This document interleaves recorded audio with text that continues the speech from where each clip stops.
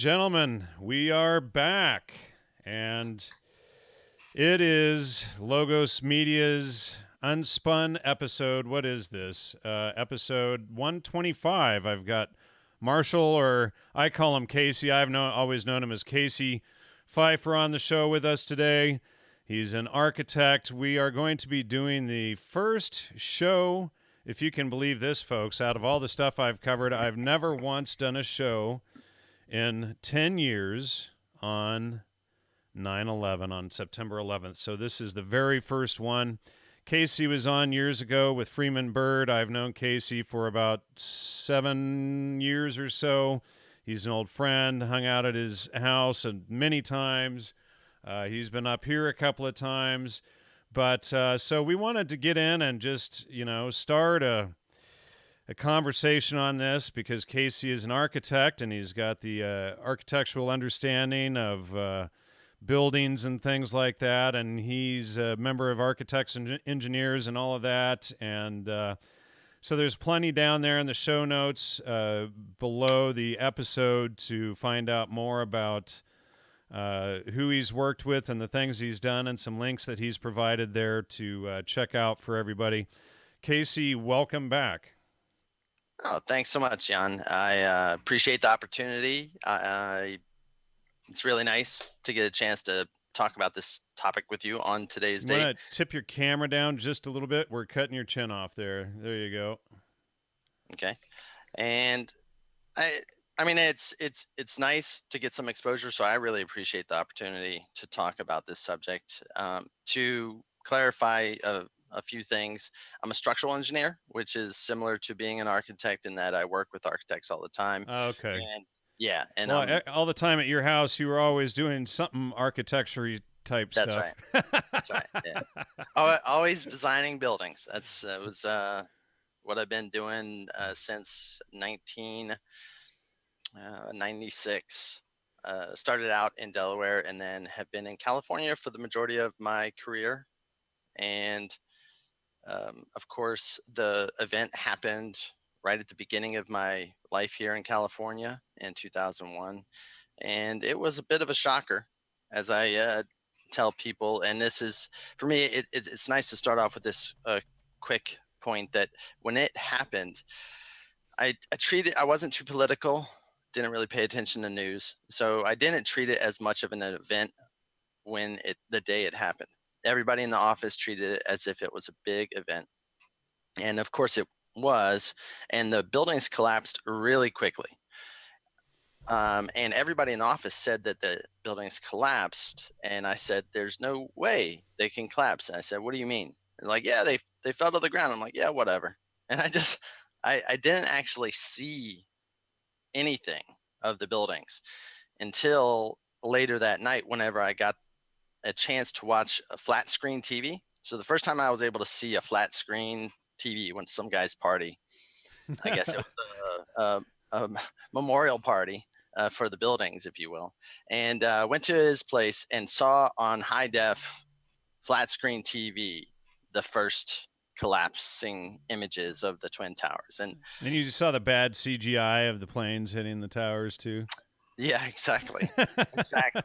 Well, I mean, the shock and awe of that day put me into a stupor as it relates to what my initial thought was for what it took until 2005 or 2006. It was about the same time.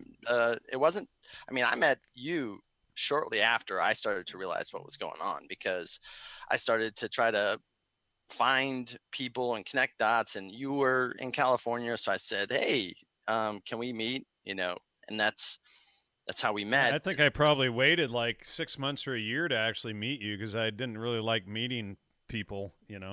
Right. Well, of course, it's a strange world, because you never really, as you've experienced over time, you never really know who you're working with or who you're talking to. Yeah, and half the people you meet end up being dirty or whatever, and it's like, oh, again. Yeah. So we're lucky in that fact that neither of us are that. I'm about as straight away as it comes. I do structural engineering every day. I do other things as well, but mostly my main job is structural engineering, uh, 5 days a week. And Right where you're sitting, in fact. yeah, yeah, this is the office. It's a home office, and not many people. The amazing part about the structural engineering world is nobody really looks you up. The only people that actually look me up are new residential clients where I'm helping them out with the house. They'll look up my name and they'll ask me about this event, the 9/11 event, and the buildings. And so it's interesting to have that conversation. But most of my main clients do not look me up because they already know me. So they never type in who is Marshall Casey Pfeiffer. And I mean, if you type that into Google, first thing you get is videos from the 9/11 experts speak out. And See, I didn't even know that you had done videos and stuff on it back then, you know? well, yeah, I mean, to me, it's a topic that's a little bit strange for me because it's so obvious. And I went through a whole phase of where I was trying to talk to other colleagues, engineers about 9/11 and you have to look into this. And they treated me as if I was crazy. And it, really kind of put a little bit of a wedge for me into the topic that, I don't need to get this kind of weird perception from people and energy from people. I'm just not going to hammer it home because it's so ridiculously obvious in terms of the conservation of momentum. So engineers and almost everybody understands what conservation of momentum is whenever a force hits another equal force, it has to have a reaction. Something has to happen. And so what happened on 9/11 was 3 buildings collapsed without any reaction whatsoever, meaning it dropped at free fall acceleration. Now, people that like to debunk things, they'll say it didn't happen at free fall. They'll say, but it happened at near free fall. Nothing can move at near free fall with something in the way. Especially with all the metal and steel and everything underneath it, right? Yeah, and all of that has to be removed first, you know. I like the best analogy I like a Prius or a Mini or a smart car, one of those tiny little cars, and that car goes head on at full speed as fast as it can go into a semi. What do you think happens? It dents the bumper of the semi, and everybody in the dumb car, I call them dumb cars, dies. Right. So on that day, we have a Prius, which is about the size of a car relative, sitting on top of this big semi below, and it's a semi because the buildings get stronger as they go down. And so as you're getting stronger, as you go down, it is that much stronger than the little piece above. So you're talking about a little Prius trying to pile drive a semi into the ground and make it disappear. And it just, I mean, there's there's a couple of cool things that are going on. One, there is a study that was done by Leroy Halsey out of the University of Alaska, where he's going to present his modeling of Building 7. And we watched Building 7. Most people didn't watch it. Most people don't even know it exists. But for those, if you want to look for it, you can see Building 7 drop just like the other Twin Towers, except there's no big explosions. There's no massive explosion. And that's where the FBI was headquartered. Yes, all of those FBI, all of the various, all kinds of things were in Building 7, including all kinds of lawsuit information as it relates to huge corruption with the energy crisis that went on in California. Enron, wasn't it? The Enron scandal? Right? Yeah. Mm-hmm. So all of those documents are in there as well. And those are all pieces and parts of the story. But when you look at that building, one, it was identified 20 minutes prior by the BBC that it had collapsed. And then 2, it collapsed in complete controlled demolition, perfect fashion. Well, not everybody. Many people saw that British newscaster reporting that Building 7 had already fallen as it starts falling behind them. Exactly. And even there's a lawsuit where a guy got out of in England, you have to pay for TV apparently, and it's some kind of requirement. For people that don't know how to deal with the legal system, they all have to pay for TV. So this guy sued saying that BBC is some kind of fraudulent thing because of they showed something that happened with pre-knowledge, and he got out of his TV contract. I mean, it's a really stupid lawsuit, but he got out of his TV contract by showing evidence of this moment in time. So it was already accepted in court as a fact that existed, that the BBC, I mean, it has been shown, not at that time, but it has been shown since that it's a fact, and was accepted in a court of law in England. But so the model that Leroy Halsey has put together will show.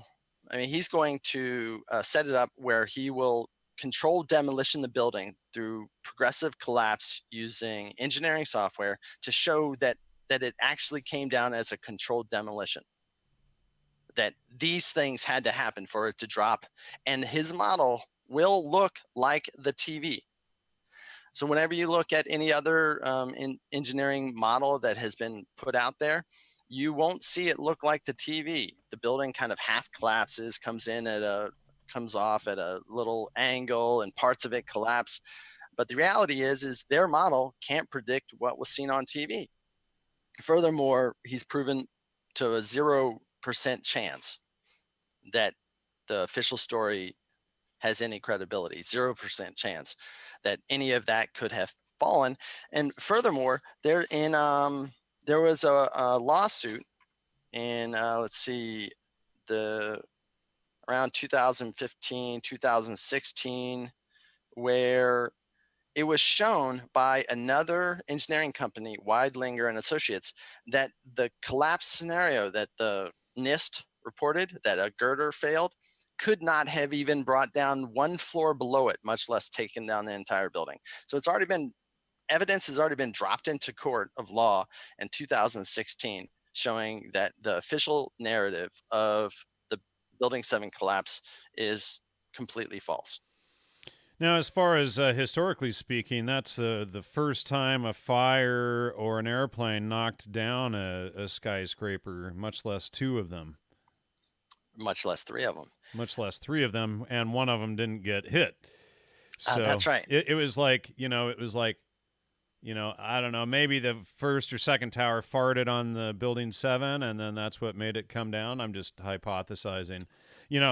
I just wanted to say, too, today is my niece's 18th birthday, so this happened on her first birthday, so she gets to hear all of this nonsense every day on her birthday. So happy birthday, Hannah, out there for your big 18th today. But so it's just really interesting, and I have a whole collection of videos on my server here on 9/11 videos, and of course we saw like Loose Change and those guys get catapulted into stardom and stuff for doing this, and you start fact checking a lot of their stuff, and while a lot of these early videos were telling the truth that it was an inside job, they were misdirecting and misleading the research, sending people in 100 different directions, so to speak. And I remember there was like September clues in a number of these videos, but all of these people, in my opinion, were disinformation. I think, in my personal opinion, Judy Wood is another one, and somebody's saying, oh, that's the piece the most important one to read. I have never been her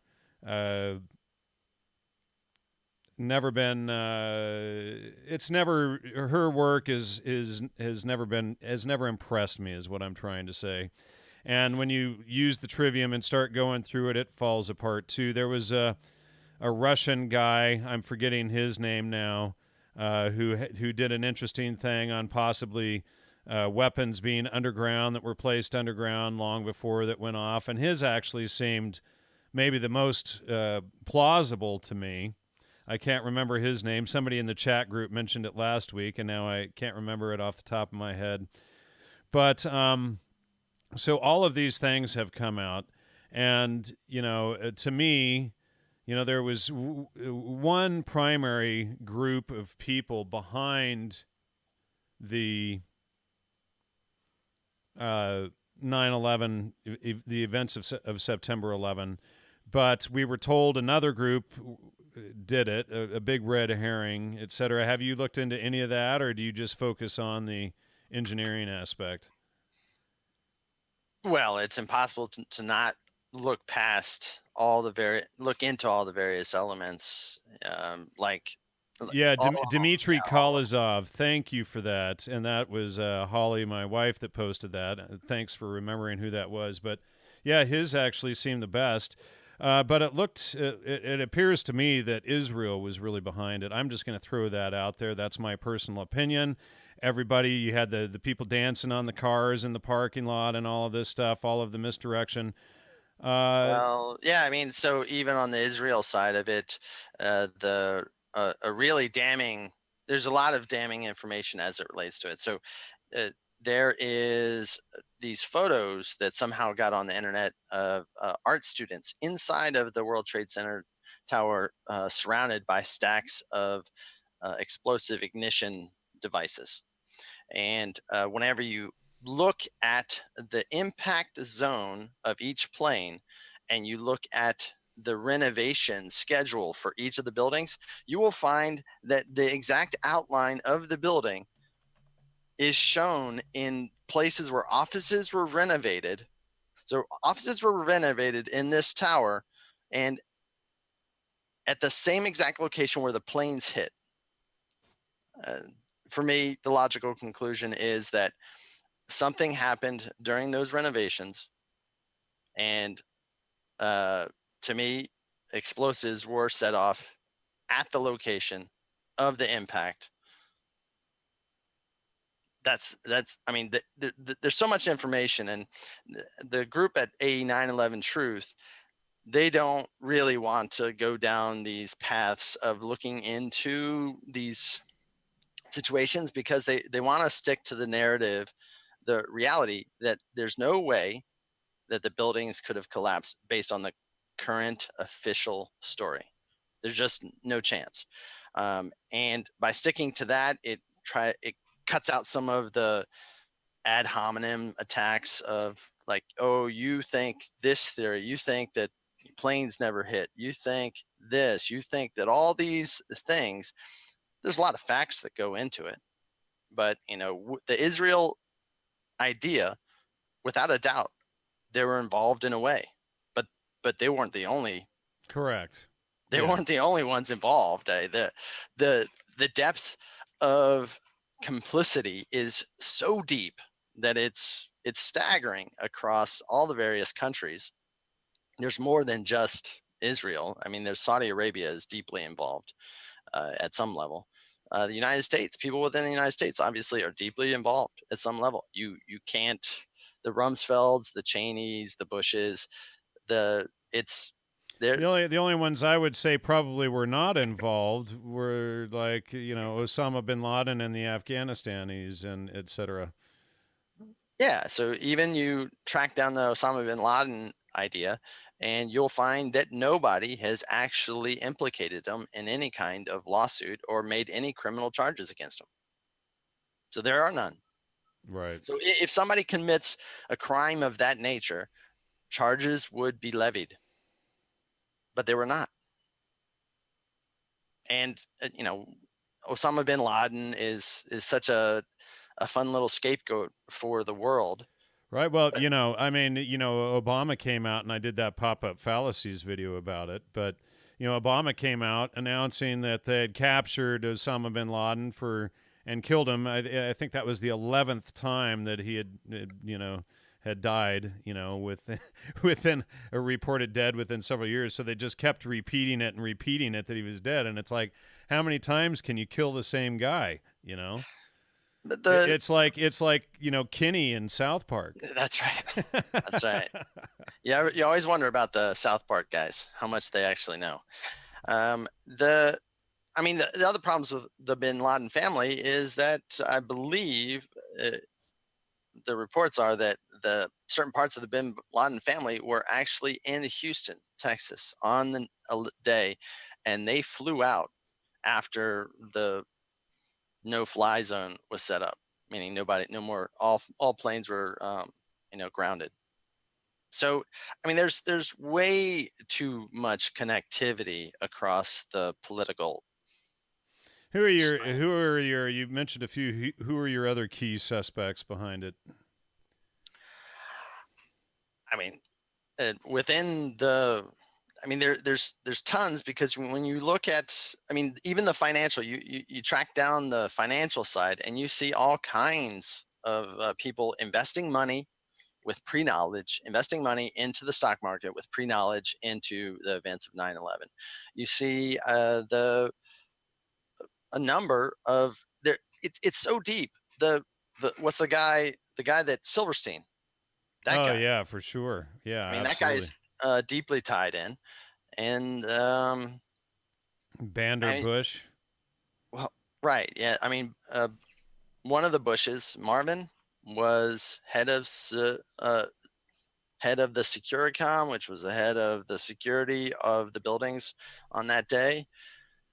Um, it, there's so many problems with it, but for me, the best I can do, as far as I can tell, is be the expert in structural engineering and highlight the deficiencies in the report that was given by the government. So let me ask you this: is September 11, 2001, the only day that terrorist attacks have ever happened? No. And so we have the September 11, 1973 Chilean coup d'etat. We have Palestine, September 11, 1922, and that's the British Mandate, and right there. And so what else? There was another one I wanted to bring up. Now I'm forgetting what it was. Maybe somebody in the chat can remind me. I think Holly had mentioned it. But a lot of these things are historically, isn't it? September 11 is a Masonic day, isn't it? Well, yeah, I mean, September 11 is that, but then there's also this idea that it's September. So September being seven, septa is seven, whenever you look at the etymology of the word. And so 7/11 is a big thing, as well as 9/11, as far as I can see within the Mason and the esoteric version of the world. I mean, since Gelatin or gelatin on the 91st floor. What's that about? I must have missed Holly's show. uh, Now I sound ignorant. Holly, help me out quickly. Anyway, somebody post up the notes for it. I'll read them out here if somebody posts that. Go ahead. I didn't mean to cut you off. so I mean, there's a lot of stuff that goes on with the number. Of course, the Freemason idea of the Joachim and Boaz thing, right? And so it's this two towers. The Masonic idea is there's two sides of you, and you're supposed to converge into one. And so they always do the triptych thing. So if you look, That's the Gelatin or Gelatin Art Collective that was on the 91st floor. right? Oh, you're talking about the art students? Yeah. Yeah. I mean, even then, right? So the 91st floor. I mean, the numbers that the folks that set these events up, they love the numbers. So the 91st floor, really. So it comes down on 9/11. The art students are on the 91st floor. All these things are just circumstantial nonsense, but they love the numbers. One of the things that I hear often within the world these days is their symbols expose them. So the symbols and the way they like to behave with their numbers and their trickery with stuff exposes what they're doing. It's like they set it up to let everybody know who's in on it, what they're doing. But see, now that everybody knows about these numbers, when I say everybody, meaning people who pay attention, Right. um, the people that pay attention that know about these numbers now can just pick it out Like, it doesn't even have to be much of anything. You can just see the numbers and then know there's something suspicious is happening. Whenever you see numbers like 33 people dead, even in the most recent event, it was 33 people dead or something like that. And the first thing I do is I look at that number and I go, well, I'm not sure if I believe this story. That's a Masonic number for those who don't know. Right. 32 and 33 degree Masons and all that kind of stuff. And of course, the funny part for me with the Masons is it's a little off topic in a way, but they have such whoever's trying to get into the Masonic order, the front loaded information looks pretty good. It looks pretty noble on its face. If it doesn't seem like Masonry is a bad thing whenever you look at it on its face, but it's this historical depth of knowledge and the contextual nature of history, which makes you wonder if they use the good for bad. So, and I don't know, it's all connected one way or another, without a doubt. And but now here's some of the cool parts. That this study, finite element study, was conducted by a university professor and was provided conclusive evidence that the building 7 did not collapse as it could have. Furthermore, we've recently gotten access to a wealth of knowledge on the building 1 and 2. So building 1 and 2, we now have enough information to model those buildings and do the same kind of modeling and show how those buildings, even if you were to collapse the floors that were hit, even if you just take out those columns, you would not see the collapse as it occurred on that day. So just by using simple math, and when I say simple math, these programs are just ones and zeros, of course. So in that sense, it's just simple math. It's a complicated program, but the simple math of modeling what would happen if you eliminated some of these things. And once you do that, you will see that those buildings would have done almost nothing, because those buildings, in contradiction to the narrative that the buildings were made poorly, they were a feat of engineering for their day, and they still are quite impressive, even though they no longer exist. I mean, here's something that that people don't think about. So people think that it's just the floor sitting on top, and that weight could have done something. But what you don't know is that building also was designed for hurricane winds. So who cares about whether a plane can hit the building? Isn't it true it wasn't the first time an airplane hit the building, too? Hadn't an airplane hit it many years before? Well, that was the Empire State Building, which is that's right. not too dissimilar. It's a high-rise building that was hit by a plane, and nothing significant happened to the building in terms of structural failures. There's localized failures, but nothing significant like a global collapse. But so these buildings are massive, 110-story tall wind sails. I mean, the amount of wind pressure that can be generated by these buildings has been reported in the, was it 13,000 tons or something like that of wind pressure that they're designed to resist. Yeah, and somebody just posted an analogy like a beer can, throwing a beer can into a house. Yeah. Exactly. And expecting it to knock the house down, Right. If you fill up the beer can and leave it fully loaded and throw it through a window, and you expect the entire house to fall down, is a good analogy of thinking that you can knock that building down with one plane or two planes or whatever. It just could not happen. And the only reason why people have accepted it, as far as I can tell, is the shock and awe of it.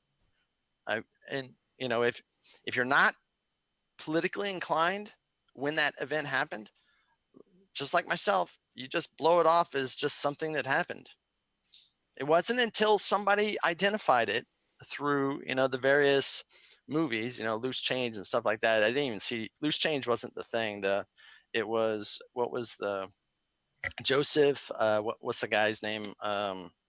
who made Zeitgeist. Oh, Zeitgeist was the one Peter for me. Joseph. Well, yeah, well, and that's a, that was a very misleading propaganda film too, However, it brought up interesting points about the sun worship, that whole thing, and then it Well, brought he up made a the lot of 9/11. misnomers that I've since discovered too, I mean, and I was caught into that early research, and then later on we found out that the Theosophists seeded all of that to make Christianity look like it was an evolutionary religion out of that stuff. But when you delete the Dark Ages and you realize this huge empire called Tartary existed and that was all contemporary, then all of those arguments start to dwindle and fall apart pretty fast, But it's like, yeah, so Peter J puts out this Zeitgeist film, and so that's kind of what tips you off and to finally start looking, and I was so pulled into the stuff. I actually sat next to him in Acharya S during the LA premiere of that film. Wow. And he had used several images in his video that he had, let's just say, taken and used without my permission. Mm. Oh, right, because your previous research on, Right. yeah, the mushroom connection. Which I have since exposed, because I was, working with all of these professors at the time that were all, and people have seen me. Most of the audience has seen my exposure of that research over the last 7 years now, and going into the MK Ultra aspects. And all of these professors I worked with were all citing each other in a big circle jerk, and none of them were citing the primary citations and getting down to the facts. I started checking all of the primaries, and not one of their claims was standing up, so I had to abandon all of that research. The primary source issue has been pretty interesting to me, and I can't say that I've done much primary source research at all, other than the fact that I know how engineering works, so I know clearly how buildings do not operate, which is they do not fall the way they did on that day. I mean, even beyond, there's a number of buildings that have had huge, massive, full building fires since that day, and they did not collapse. I mean, there's one in South America. I believe it was in, it may have been in Brazil. There was one in Iran, but the one in Iran looks to be another form of a false collapse, meaning that it was a problem building with all kinds of problem people in it. And it was basically a whole squatters hotel. The entire building was just filled with squatters. And so this building had some kind of fire. It ended up collapsing, but it wasn't a rational collapse. So the governments of the, I mean, my problem at this moment is governments, because I just, governments are a problem on this planet, in terms of the people that are running governments are doing bad things left and right and center. They just do bad things. So when you're constantly doing bad things, you set yourself up for the risk of being blackmailed into doing more bad things.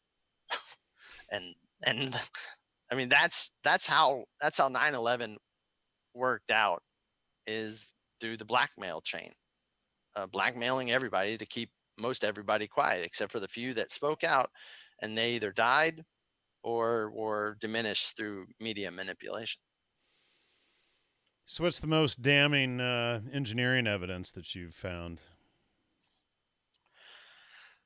Well, the conservation momentum is the issue for me, because it's the easiest one to comprehend for most people.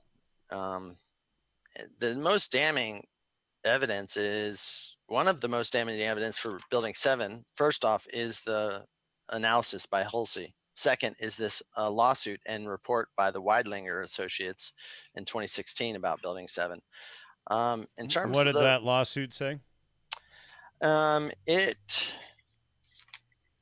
so cases made publicly available, it argues that the falling 13th floor in the Nordenson section of the ARP analysis could not shear the 12th floor girder seat at column 79. So it says that the girder, the main argument is that one girder connection failed and it brought down the entire building. And in 2016, this court case proved that the failure of the one girder could not even fail the next girder connection down. So they showed that even if the girder could have fallen, as was described by the NIST report, it could not have collapsed just the one floor below it. It could not have even broken the girder connection of the one floor below it. It didn't have enough energy. Interesting. So that is a second extremely damning. So these are big facts as it relates to that building. I find that most people can't really hear facts. So I don't mess around with the facts too much, because to me the facts are heavily involved. To me, this event is an emotional event. People can't get over the emotional context. For sure. And you know, more than half the population now believes or knows that it was an inside job. So let's pretend for a moment that we're speaking to my audience who likes facts. Okay. And, you know, far fewer of them are emotional thinkers. So, you know, what are all the core facts that we want to lay out? So building 7, the model is that this column 79 at the 13th floor, a girder connection failed. Within that failure mode, they made the bearing plates too small. They didn't include any side stiffener plates. They did not include the steel shear studs that connect the steel to the concrete. They didn't do any interaction between the steel beams and the girder and the connection of the concrete, which all work together as a system. And then furthermore, they made other assumptions on the outside where they made the outside perfectly rigid. So it suggested that the outside walls wouldn't move at all during some kind of internal event. So there's a lot of assumptions that were made to allow for the spot failure in their analysis. And even in the spot failure of their analysis, you'll find that the model that they put out there shows a collapse scenario of a building that partially collapses, doesn't fully collapse. Much less atomize as it's falling and turn into fine dust. Well, classic controlled demolition cuts columns at 60 feet lengths so that they can be easily transported off-site. And so what you do is you cut each whatever. So maybe in 60 feet, there's 4 floors, 15 foot, 16 foot floor to floor heights. You cut every 4th floor so that whenever it gets down to the bottom, you can just pick off 60-foot chunks of beams and columns and move them off site, because that's what you do when you control demolition. That's what it was at 9/11 was 60-foot columns. Yeah. The efficiency from which they were able to remove building debris was criminal and also very efficient. And they were able to pick up pieces and move it onto boats and move it over to China. I don't know this for a fact, but according to everybody's reporting, that all of it was picked up, put on boats, and shipped over to China for dismantling and elimination of the evidence, honestly. Yeah. That was building 7. Building 1 and 2, for me, the same thing's going to happen. Now that we have a more fuller picture of the complete structural system, you could have made an assumption on how those buildings were made without the actual information, but now we're actually getting information through FOIA requests, and we're going to be able to model building 1 and building 2. Now, it's going to take time. It took 2 years to get the building 7 analysis done, so it's going to take time. But I'm hopeful that within 5 years, it sounds like a long time, but I'm hopeful that within 5 years that we'll have a working model of how building one or two, because they're built the exact same way. Building one of those towers, how it could have fallen. And it will show that it can't fall that way. And then furthermore, the interesting part was that we'll actually be able to start cutting columns and show that the building, and show the progressive collapse of the building as it was done in real life. So you can make a model that basically demonstrates what happened in real life. Of course, in real life, huge bombs were exploded. I mean, you don't see, when you demo a building, you don't use Hollywood size explosions, because you're not looking to dustify the entire city of New York. You're looking to bring the building down with minimal debris and be able to move it off site. So buildings 1 and 2 were not a classic demolition. They used huge explosives to take out that building. And there's so much evidence that backs up it's interesting, because there's so much that will show you that there's access to the building's core prior to the events. And so with access gives you the opportunity to do something. Now, I'm not sure if anybody has any information on the people who were in there doing the work, or I don't think there's any evidence that says that they put explosives into the buildings. But the wreckage, one of the more damning things is the evidence of nanothermite. So nanothermite is a popular accelerant used to cut steel in a quick fashion. So it has this ability to get to a highly explosive level, but it's not really explosive. It just heats up to a point where it basically can cut steel right in half. But even that is still incredible. I mean, there's photographs of 45-degree cuts in the box columns. I know there's at least one photograph of an exact 45-degree cut of a box column for the World Trade Center. Yeah, towers. I remember seeing that. But then the dust had all the nanothermite in it, and that was figured out through chemical analysis. And then furthermore, the foundry, as described by fire departments, people in the fire department of New York City, they found that there's just a flow of molten steel at the base of the towers. And according to the timeline, the underground fires took 3 months to extinguish. So it took 3 months for the fires to basically finish burning, according to the timeline, which is an incredibly good fire. Yeah. If only we had fires that lasted 3 months in our house, right? Then we wouldn't need much to keep warm at night. Well, and that's why I found interest in Dmitry Kolozov's work, because his theory explained that. I'd have to go back over and review his, and then you have the whole issue of Larry Silverstein saying pull it, and then what do you get, like several $1 billion for each building or whatever that, when it fell down, he was awarded so much money, it was ridiculous. And he had just barely put out the insurance policies on him like a few months before. Correct. And so when you look at that timeline, you find that there was a $1.2 billion policy on the buildings prior to him buying the buildings. And so he bought the buildings in 2001, and then he put a policy of $3.5 billion on the buildings.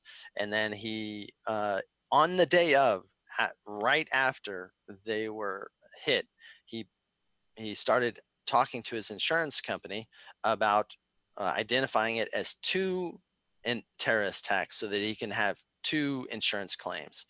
He ended up making $4.5 billion as part of the lawsuit that resulted from that. And then he went on to sue the two airlines, for additional 3-point-something million, but that lawsuit hasn't moved forward all the way. That lawsuit is, I think it's still an appeal, maybe, but it may have died.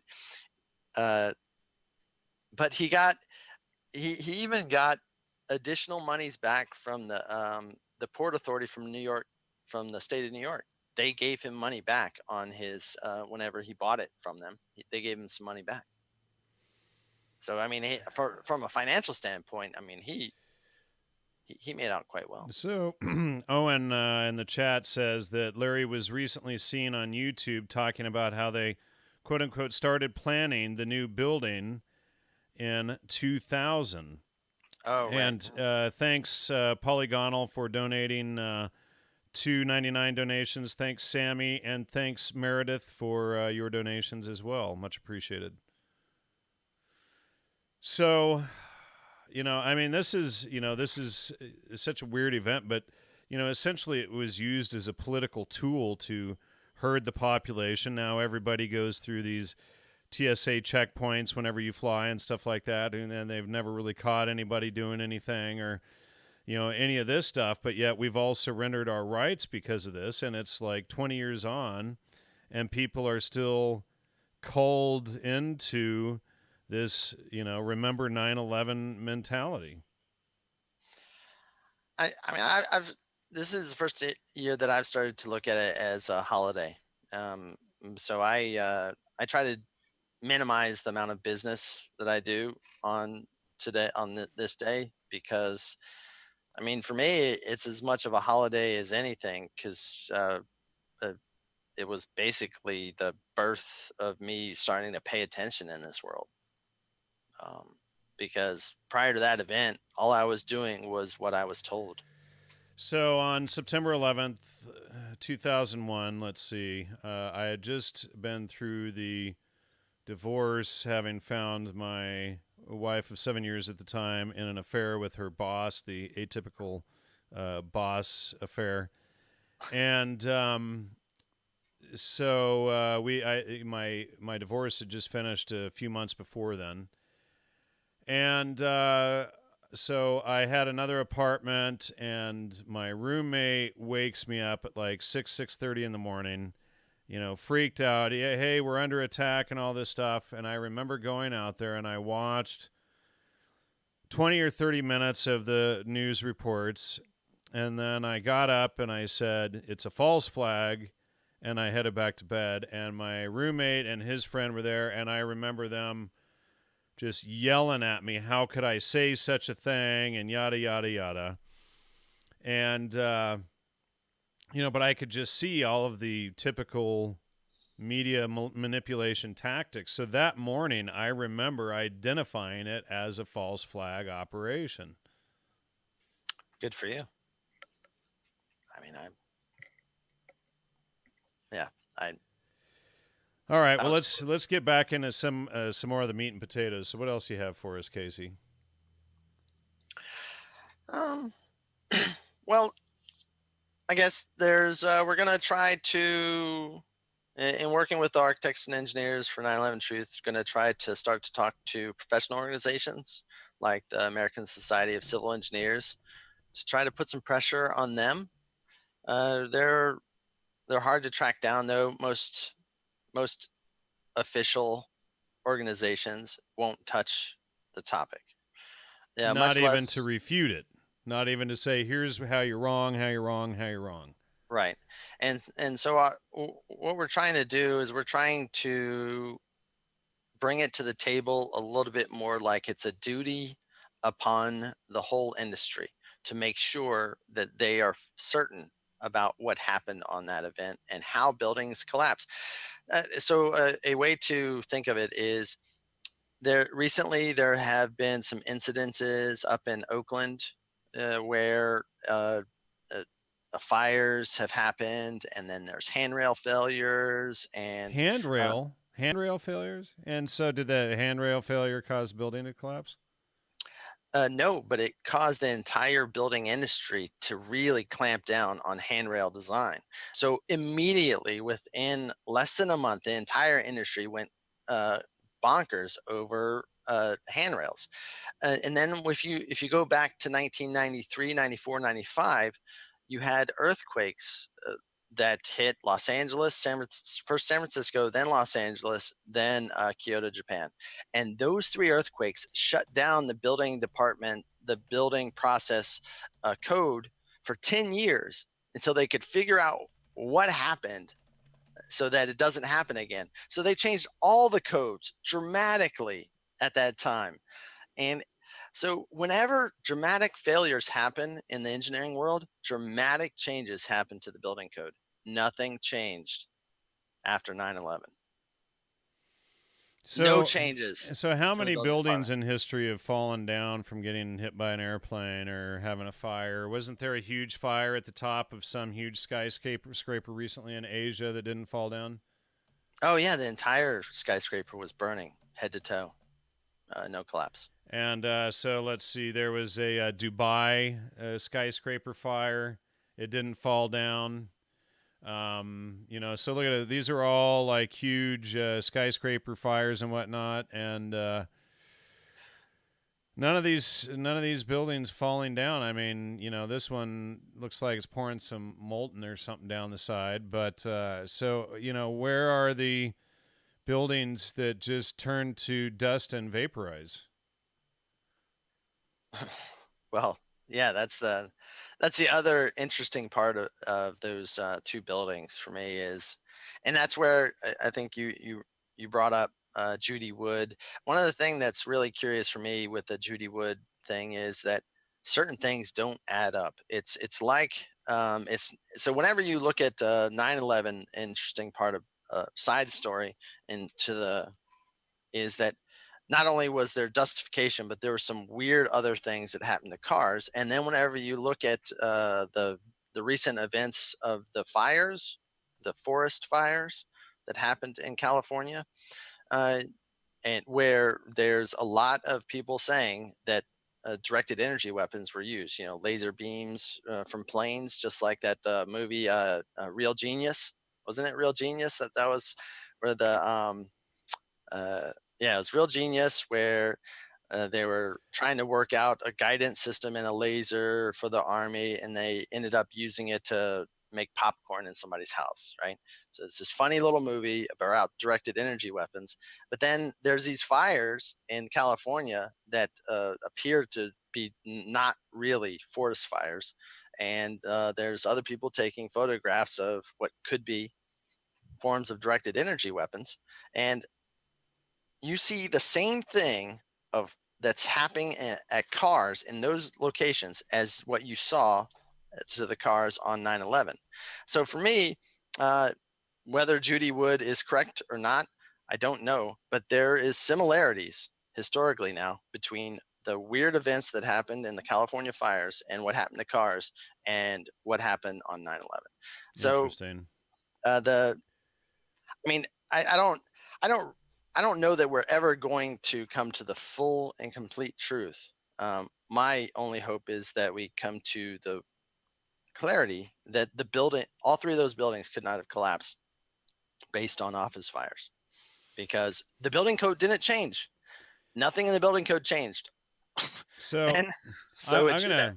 gonna show an image now. I used to live in Belgrade, Serbia, for a while, on and off during the wars with my first wife, and so now the United States, when I just before, like a week before I had gotten there, bombed a crap load of the downtown Belgrade buildings. Now I'm going to show. These are my photos that I took. These are from 1999. Now, the United States hit the Belgrade TV and news station tower with a direct hit of a guided missile right into the top of it. And the building, do you think it came down? No. All right, there it is. That's after the United States hit it with a missile. And I had a friend who lived directly across the street from that, and he lost all the windows in his apartment, scared the crap out of his daughter and whatnot. Now, so there's a lot of buildings that the U.S. hit, and here's another one. Oh, geez, goodness, wrong window. Here's another one. They bombed this building. That was the downtown police station. Did not fall down. Here was the Hotel Yugoslavia. They bombed it and did not fall down.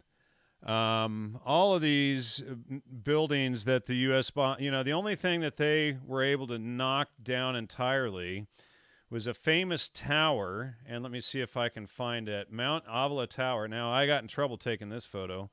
The guard was not happy, but this was the famous Mount Avila Tower that was like the Serbian Eiffel Tower, so to speak, and they did knock it down. So there is that tower, and there's me standing next to it, and then a couple of minutes later, the security guard comes out, not happy with me at all for photographing that, and he comes and runs me out, and that's him there.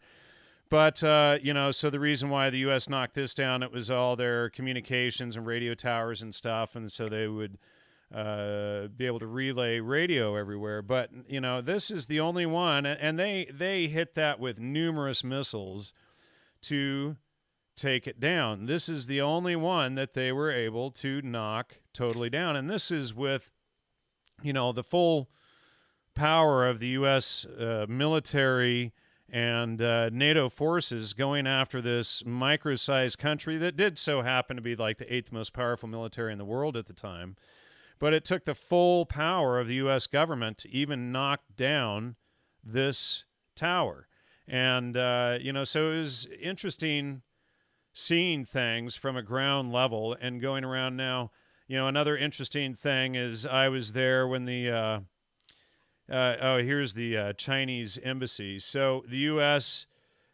Pretends that they hit the Chinese embassy on accident, and so this is my own photograph of the Chinese embassy. And again, the building did not fall down. Now, what had happened is they had collected a number of U.S. stealth bombers. That's why they don't use the stealth bombers anymore, is because they figured out how to reverse engineer their stealthness, and the Serbs pulled out their old World War II radar systems and were able to start knocking them out of the sky. But, so the Chinese embassy, none of these buildings hit by direct missiles fell down. So, how many buildings do we have to see that the U.S. hits directly? And here's another side view of that TV station, or not TV station, but all the TV networks basically had their offices in that building. But, so the missile comes down right through the top of the building. You can see the missile hit right there on the top edge of the building, doesn't take the building down. Even a direct hit by a guided missile. So, these buildings are pretty tough, and that Serbian TV station building was like, 30, 40 stories or something like that. It wasn't huge, but, not so easy to take down. Got any? Go ahead. Well, if they're easy to take down, then engineers want to be very good at their job. That's what kills me about the whole thing with structural engineers is one, they're too busy, it doesn't matter, so on and so forth. However, engineers seem to care about these other failures that have occurred throughout history. Why don't they care about this failure? It's because of the propaganda that keeps people closed in to the media world, right? But I mean, there's no reason why structural engineers across the entire globe shouldn't worry about the collapse of 3 buildings due to fires.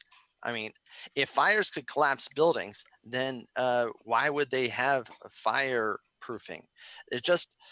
There's so much nonsense that people accept about these buildings collapsing,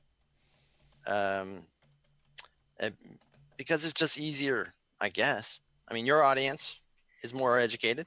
Your audience cares more, and that's why it's a great opportunity to have this discussion on this day, since it is Tuesday, exactly 17 years. And Holly says the California fires look like ionosphere weapons. Right, exactly. Some kind of ionosphere or some kind of heated up beam of some sorts, which there's some kind of technology going on that is not tree fires, because tree fires burn trees.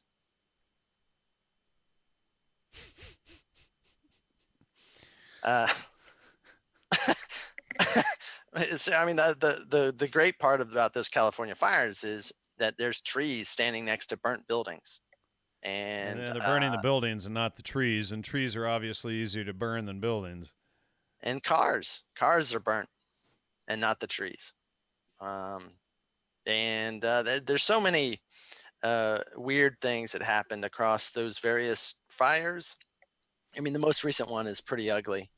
People actually have images of some kind of light beam in a number of incidences, and then a number of fire fighters have come forward and said these fires are not natural. Um, there's some pretty interesting claims as it relates to it, in terms of the ability to accelerate fires. Of course, Polygonal construction says fires are plasma. Plasma can be manipulated. What do you think of that? well, I'm not a plasma expert. Um, uh, I don't know how to answer that question. Yeah, fire. I mean, the the the issue for me is that unnatural things happened during those fires, and some of the unnatural things as it relates to structures and cars seem to also show up in that the 9/11. So that's the reason why I brought up the fires was because of that, the connection with Judy Wood and directed energy weapons. So Judy Wood's main uh, I haven't read all of her stuff. I just generally I've watched one of or two of her presentations, and her main thing is that 9/11 was an expose of directed energy weapons.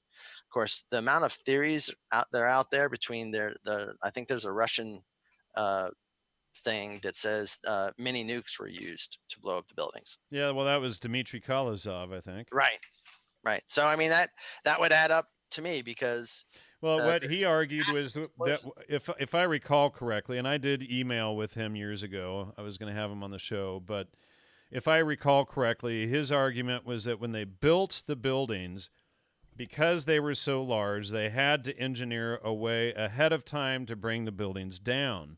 And so what they did, per Kolozov, was they put nukes under the buildings so that when these were set off, it would create a cavern underneath each of the buildings that the buildings would then fall into, and then it would be a lot easier, simpler cleanup, etc.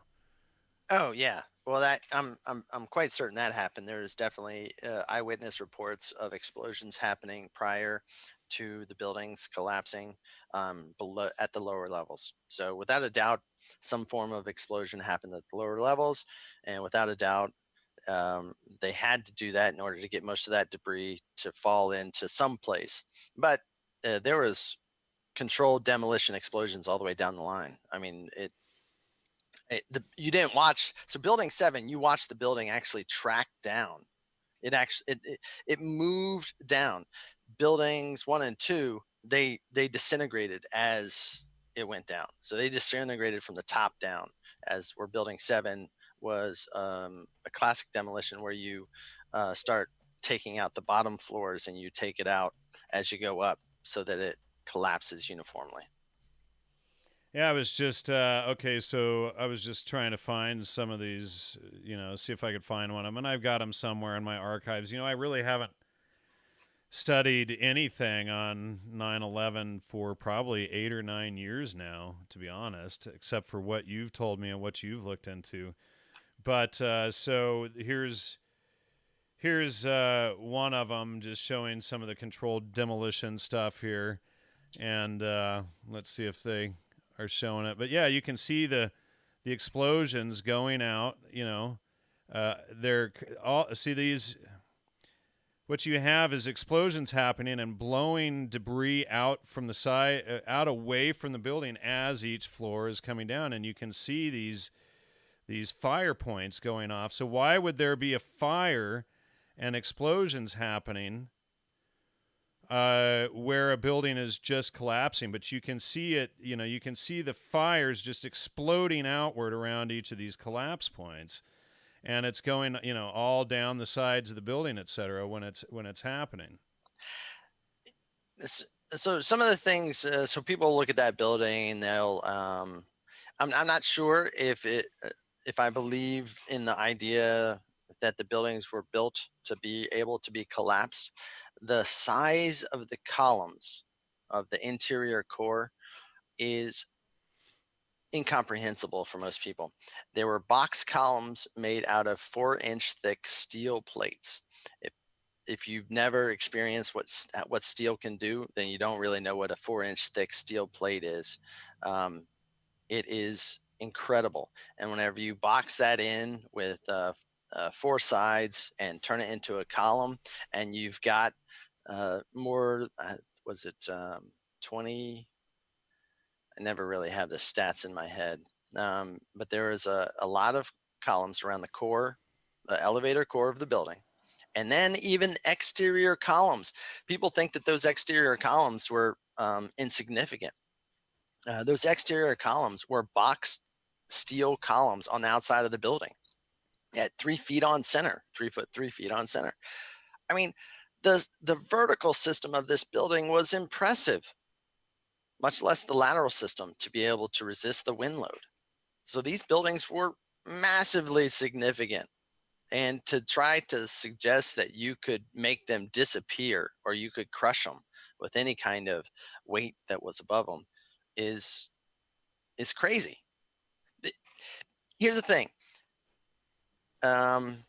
Deflection is a very special thing in structural systems. Deflection is something that you're trying to control to make sure that people don't feel bad. So buildings are designed so that, because beams can deflect more than their strength will allow them to deflect more than what is comfortable for humans. So you can have a beam and it can just be sloping, just like bridges. Bridges are highly deflected elements. You see the suspension bridges, highly deflected elements that are existing based on strength and not based on some kind of deflection. And these twin towers had to be designed to prevent sway back and forth. So they were over designed just to deal with the sway problem of being 110 stories tall and not making everybody throw up at the top of their building. So imagine if you've ever ridden a train, you know what it feels like to do this all day long. Well, imagine doing that in an office building every day where you're just doing like this. And by the time you get down to your car, you can't even drive straight because your head's doing this every single day. It's like when you get off a boat or something, Right. So these buildings are designed to prevent that. So they're overly strong just to deal with the wind force, not only the wind force, but the deflection that results from that wind force, to make sure that people don't throw up. And another interesting thing about vibration is if you've ever driven across a bridge, for some reason, it feels like you're going over speed bumps. Right. You're going, right. The reason is because bridges vibrate. Everything vibrates. Most people should generally know by now that everything vibrates, even if they don't. They should know that everything vibrates. Well, whenever you get long spans like bridges, they constantly are in a standing wave.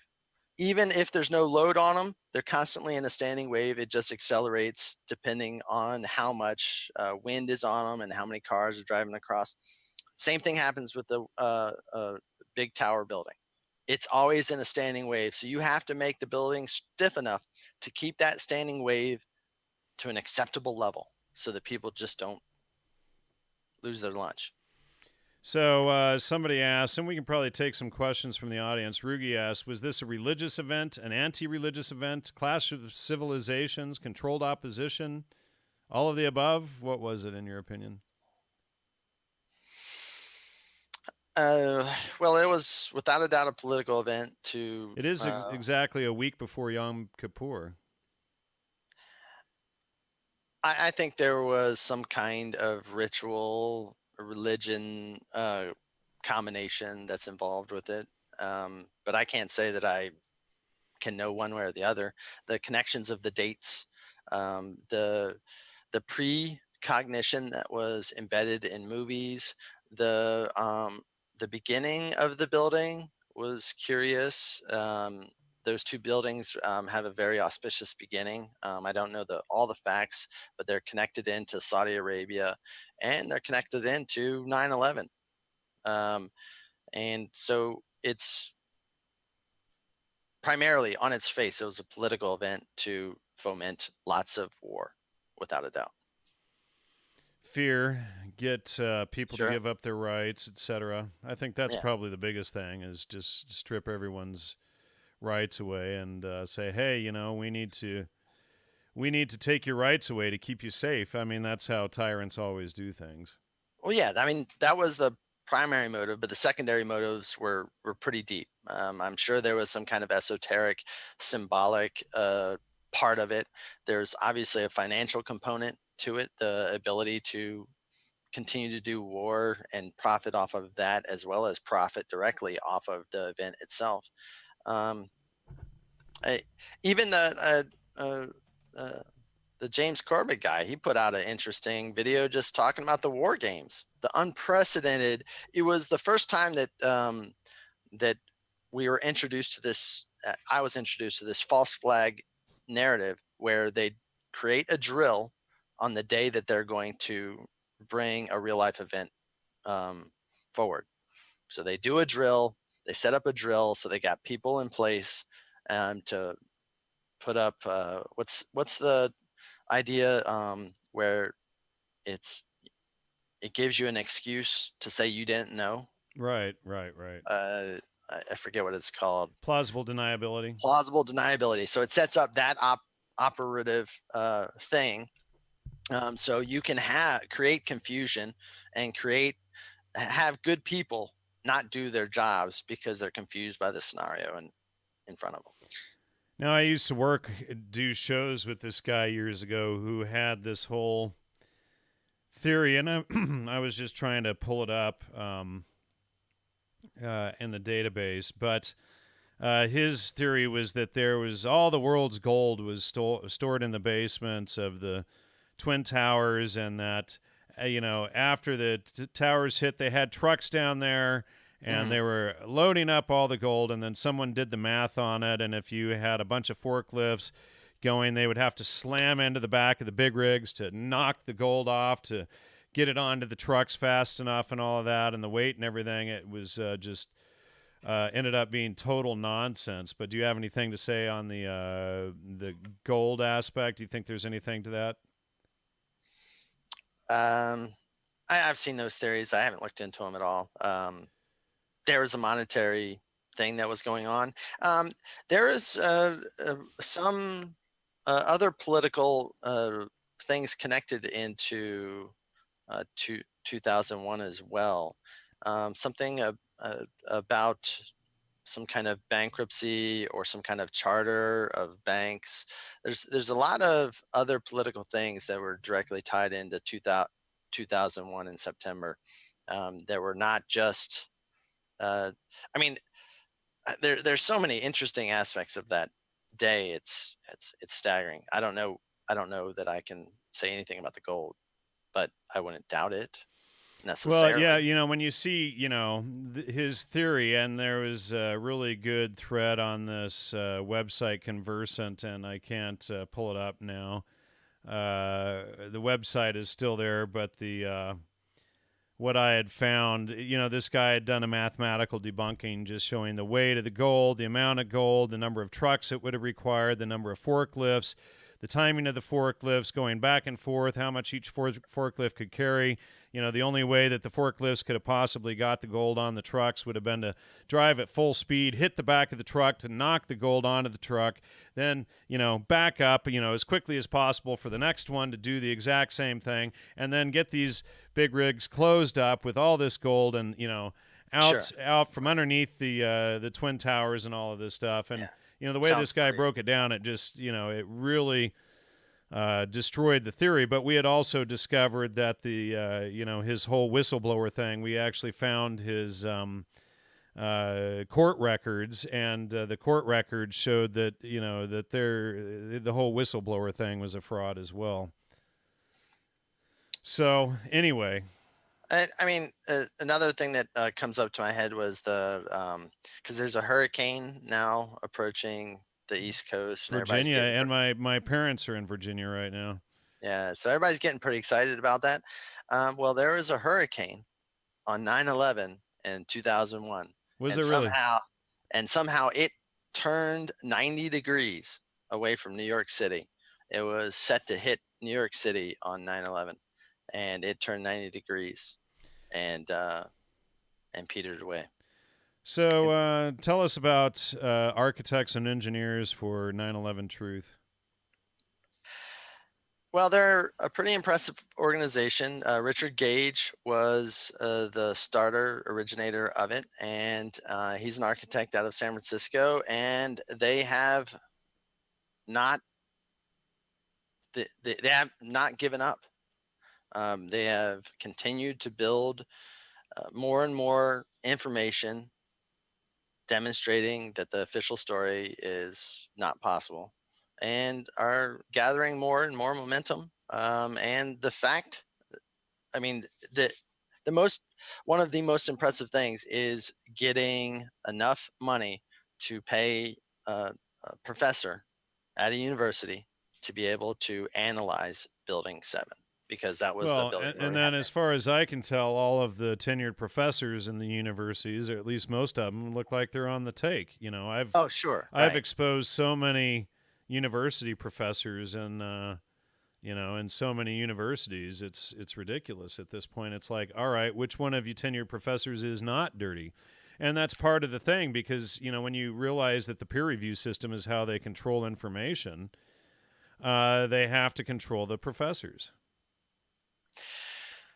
Yeah, and I think it's a difficult place to start from. So Leroy Halsey, it's I'm not sure where he was before he started this investigation. I think he was fairly innocent-minded whenever he started. He didn't have the conspiratorial view of the world, potentially, that I now have. And Right. it's interesting because his investigation and analysis has opened up a scary little hole in his mind about the potential. So even discussing the rollout of the report and the models, the idea is to not actually trust the various universities and official organizations within the United States, because there's a good chance that they're somehow co-opted and will try to bury it as much as possible. So there's talk about trying to bring that to different countries first or at the same time. Yeah. And thanks everyone in the chat for donating. Thank you, Bahara, all of you for supporting the show tonight. Next week, I'm going to have to skip the show. I have eye surgery next Tuesday. I appreciate any and all donations toward that. I managed to raise about 10% of the funds begging for donations over the last week. We raised about $400, maybe $500. So anybody who wants to contribute towards that, I'm going to post the donation link in the chat. How can people reach you, Casey? Well, I within the show notes, I think I gave you a lot of the information. I wanted to make sure that people did recognize the various individuals that have been really pushing forward the truth on this, including Richard Gage, Roland Angle, Tom Zambodi, Andrew Steele, Dan Barnum, Leroy Halsey, Ron Brookman, and Kamal Obeid. I wanted to make sure that they get recognized, as well as all the various other. There's so many other ones that I didn't have time to list. The www.ae911truth.org is the main website for all of this information, and there are two other websites that are connected to the evaluation of WTC7, and also the 9/11 Free Fall, which is a podcast where you can find another podcast from me on this topic. My email address that I use uh, uh, for this communication is marshall@agentsatlaw.com. That's MARSHALL at agentsatlaw.com. That's AGENTSATLAW.com. And you have anything else you'd like to add for tonight? Anything we missed? No, I just hope that people, it'd be nice if when people talk to other people about it, they can kind of bring a little bit of these thoughts to them, because as most people well know, facts are very difficult for people to digest. The amount of facts that are out there are just, you can't even count up the amount of facts involved in this day. And it was fun to talk about it with you, and it was good to see you again. Yeah, you too. You know, one of these days, maybe I should create a brain database just for 9/11 and start mapping the stuff and see what pulls up that way. I haven't even ever tried to do that, you know. But Well, there's a number of guys that would definitely get into it. I'd have to I'd check in with those guys and see, because those guys, if they knew how to run the brain data, they would be the ones to build it, yeah. because a number of these guys just have all the connections down pat. Yeah, well, you know, it took me, Holly and I, like 3 or 4 weeks plugging data into the brain database to solve, you know, a 326-year-old scam called the Salem witch trials, and who really did that and what was behind that. And discovering that was, you know, very enlightening, and still working on the book on that to get that done. We're about halfway done with it, and she and I really need to get busy on that. But, yeah, you know, it was basically what we discovered was that those who were accused of doing it didn't do it, and another group did it. And they were using poisons, using cinnabar ore, or mercury ore, which is cinnabar, and other stuff to poison people. And then all of this was used as an agenda to sell feminism and anti-Christian rhetoric and all of this stuff, when the Christians had nothing to do with the event. The Puritans we discovered were conversos, or crypto Jews, essentially, and they had used that as a cover, essentially. But when they had been kicked out of Europe for the plagues and for getting caught doing human sacrifice and things like that,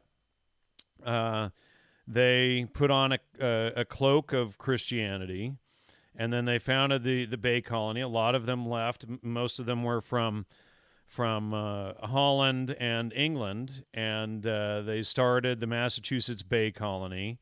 And then you had Cromwell and these guys who were behind all of this on the back scene, and we found out a lot of connections with him, but none of the official story checked out. What we found was a blueprint that the CIA and these operatives, whether they're MI6 or Mossad or whomever that tells this stuff, they have a blueprint that they use, and nearly every single book that we checked on Salem followed this same blueprint.